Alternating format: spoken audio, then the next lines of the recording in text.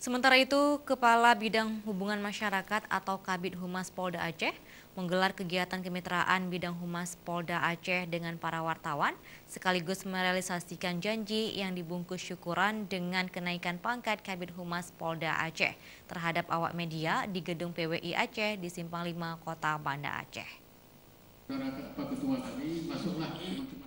Kabid Humas Polda Aceh Kombes Polisi Eri Apriyono memaparkan tentang program Polda Aceh di tahun 2019 ini.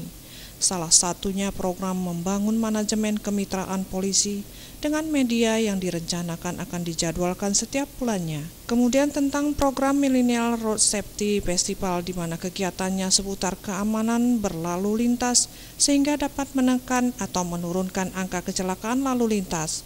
Apalagi dari data WHO bahwa angka kecelakaan di negara ini menduduki ranking nomor 5 di dunia.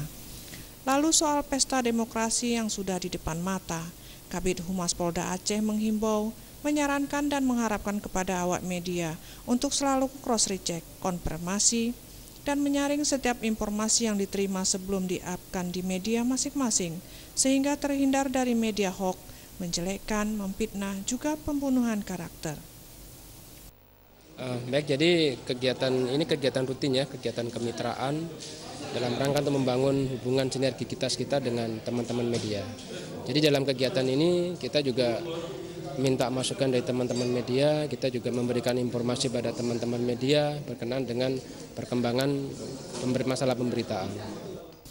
Acara kemitraan Bid Humas Polda Aceh dengan wartawan dihadiri Ketua DKP PWI Aceh, Dr. Andes Hadahlan TH, Kasubdit Penmas Bid Humas Polda Aceh Kompol H. Hamidi SH beserta staf Bid Humas Polda Aceh, PLT Ketua PWI Aceh Aldin Nainggolan, Ketua KWPSI dan Kepala Biro Antara Aceh Ajahari, Ketua KPI Aceh Muhammad Hamzah, wartawan senior dan wartawati yang bertugas di Kota Banda Aceh dan Aceh Besar yang merupakan anggota PWI.